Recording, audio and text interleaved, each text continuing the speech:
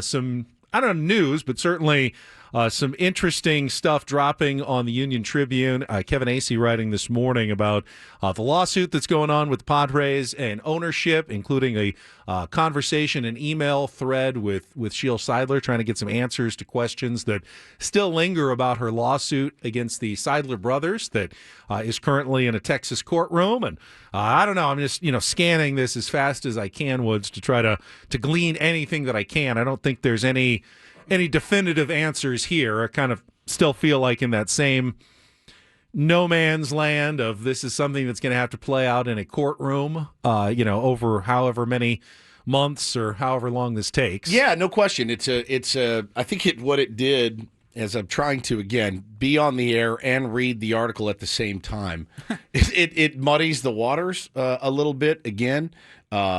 This part is the part that there's two. Just so you know, if you're a subscriber to the UT, there's two. There's kind of a question and answer with Sheel, where she responded through email, and then there's a Kevin Acee article that just dropped that's very long and very detailed. It's kind of like a summary of summary-ish, and some thoughts. This is interesting to me. One person who was close to Peter Seidler, through work they did together having to do with the Padres, said there was no doubt he intended for his children to one day run the team. Another person who was close to Seidler due to their work outside baseball independently used the same phrase, no doubt, when asked if Seidler wanted his children to take over the team at some point. So that is like the first definitive answer that we've gotten from Peter Seidler, I guess. Right. That is... There is no question I want my kids to run this team one day. He often spoke about the love his oldest daughter in particular had for the Padres. But also in the same article, they said there really was no indication that he was going to have Sheel run the team until it was time they for the were kids. ready. That it was, the kids were eventually going to take the team. And we heard Peter say many times he wanted the team to remain in his family for decades. Now, family, we all heard that. Family is in his case, it's a broad term, right? And it makes sense, but Kevin Acee said he spoke to people who are not affiliated with the Seidler brothers at all. Other people around the Padres ownership who were there for all the meetings, and they said there was really no indication that Peter wanted Sheel to run the team. Now, yeah, maybe the kids at some point, but not necessarily Sheel in the interim. Okay, yeah. Does that mean the opposite then is automatically true, that he did want his brothers to run it? Not necessarily. Right. No. Right. Yeah, so you can't just take the full leap. But you want to talk about, again, making a convoluted issue even more convoluted as this comes out today. Again, I'm trying to get through this right now. Bill in the chat asked a very salient question. How old are his kids? Very young. They're young. They're like 11, Yeah. 8, and 5 or something like that. I'm kind of estimating, but they're around that age. Far from being able to run a Major League Baseball team. Like decades away probably from being able to run a Major League Baseball team. You turn 18 and congratulations, you're in charge. Right. Yeah, and I assume, like most of us, Peter Seidler imagined, even with his health problems, that he had many years to live and get his children ready for it. And yes, it was not as Sheel herself said. Yeah. This was an unexpected. It was unexpected at the time, and I did think about this weekend. Here's one thing I can say with 100% accuracy. Knowing Peter Seidler, he would hate this. Oh yeah, he would hate all of this. So take that for whatever it's worth. He would absolutely loathe this. What's going on right now? Does that mean, though, that one side should just back down from the other? I don't know. That's the thing. It's like, yes, of course he would hate this. You just wish that there could be like an amicable way to just move on from all of this. Well, and I think the thing that scares me, and probably a lot of Padre fans out there as well, is it doesn't seem like either side is going to back down or acquiesce. How long does something like this go on? Because, in a perfect world, the amicability of it all right, this has gotten out of control. Let's do this. Let's come to some sort of an agreement, settlement, if you will, and let's move forward. I think there's been a lot of hurt feelings. I think there's been a lot of potential disrespect, and I do feel like at this point, settling it amicably, it feels like a pipe dream. But are we talking 5 years? Are we talking 10 years? Are we talking 12 years? I mean, really, they're going to have to name a control person soon so that the Padres business can go on. Now, the rumor is that it will be John Seidler. Correct. And Peter's oldest brother. That he is going. Who is owns a partial owner of the team, has a small share in ownership in the team. So if and when that happens, somebody needs to hear from him. And that's the thing is all the brothers declined comment for this. No one wanted to talk about this article today. Again, we're just left in the dark again, and it's not. Yeah, it's tough to speculate. So that's the thing, though. It's probably inappropriate for them to say anything at this juncture because they're not. He's not the control person yet. Yes. He's just a contender at the moment, hoping for Major League Baseball approval in the middle of a lawsuit. Probably shouldn't be saying anything until things are a little more settled. But what happens if things aren't settled for months and months? Who's going to control the okay, if you can take out all of the salacious lawsuit stuff and you just want to get down to business, right? The business of the San Diego Padres in the year 2025. After, again, you've sold out all the season tickets, people are ready for baseball. I'm AJ Preller. I've got a trade. I need it rubber stamped. Who's stamping it? Who is stamping that thing? It's Eric Katsenda probably today, Monday. When is that going to change? Is it going to change? Should it change? Should it be Sheel? Should it be John? That's the thing. And nobody knows. And so it leaves all of us kind of clawing and scratching for answers at this point. And it's not a fun place to be. I'll tell you, it's not fun. If you're talking about the business of the San Diego Padres on the field in 2025, yeah, it's pretty obvious why players are saying on their way out of town, things are screwed up there right now. How do we get some clarity? How do we get some direction on where this team is going to go and how they're going to get there? And it's funny. I've heard a lot of rumors. I've seen a lot of speculation. I knew Peter. I know Tom. That's it. I've never met, heard from, talked to. Didn't even know they existed. Anybody else in that organization, as far as the brothers go, never saw them. Never saw them mentioned. Never met them. Never heard word one from them. Right? I know Tom Seidler. Spent the week with him at fantasy camp, and I knew Peter, and I know Sheel. And that's it. That's the only people that I've ever heard from or talked to. So my perspective is such that until somebody is named that is going to start calling the shots, I look forward to talking to that person. Whenever that person, whoever it is, that's who I want to talk to. And I want to ask them, hey,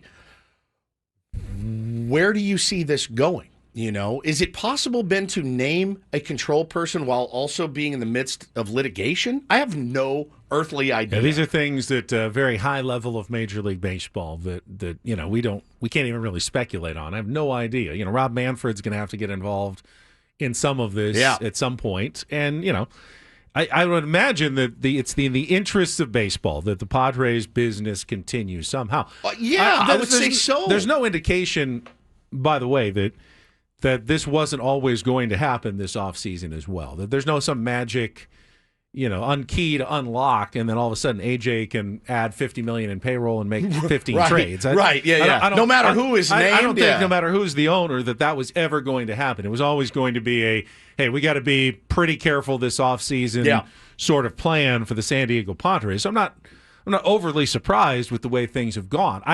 I'm surprised that there really hasn't been any moves. I thought there'd be a little more activity from that, just knowing AJ's history. Well, and look, play it through. If you're one of the brothers, right? If you're one of the brothers, or you're John, or whatever. I mean, I think I'd be in there beating my fist against the table, saying, "Guys, we need to do something. We need to do something, if only to sway public perception a little bit. Like we need to make sure that we are committed to." And I hate thinking that's like thinking like a politician. We need to make a move for public perception. What I want to hear from someone is everybody was very clear on what Peter's vision was, and that was to win a World Series. And it wasn't lip service when Peter said it. I didn't feel like it was. Did you guys? Nope.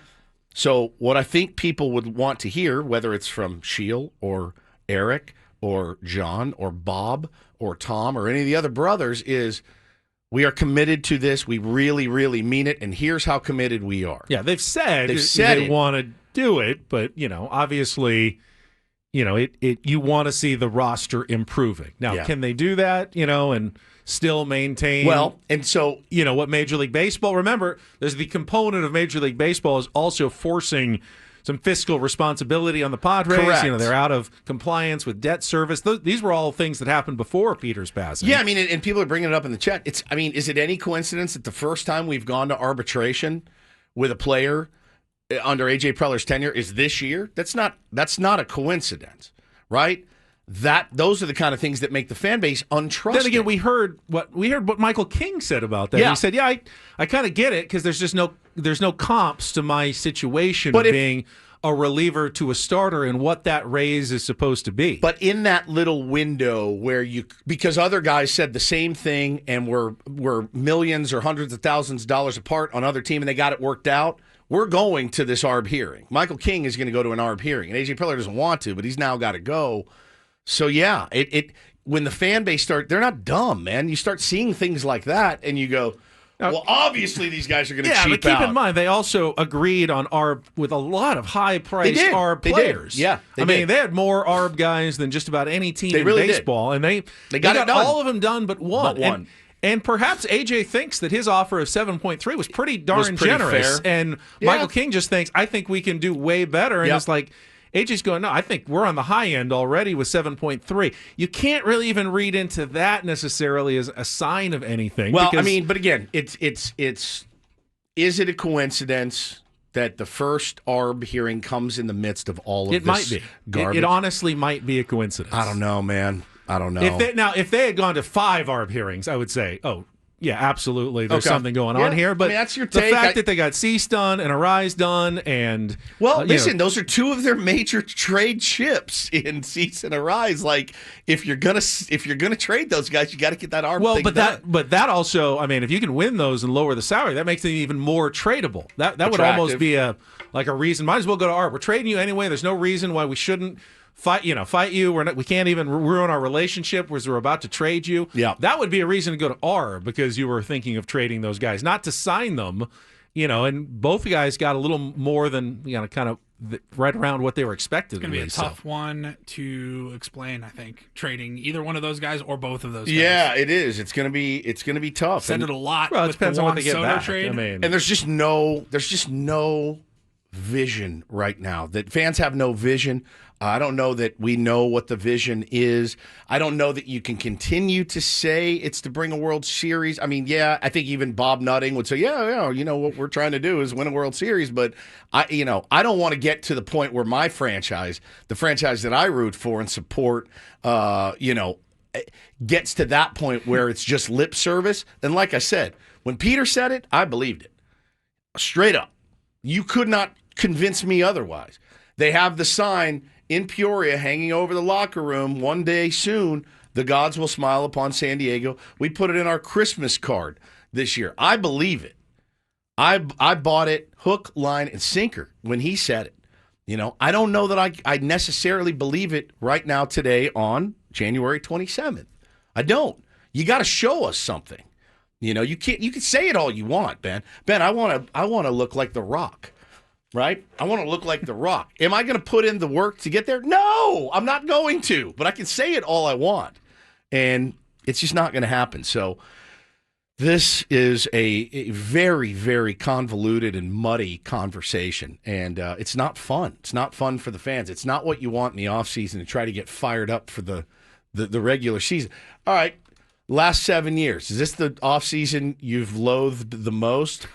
Yeah, I was bummed when they traded Juan Soto, but I understood why they had to do it, and I really liked what they got back. So I got over that in a day.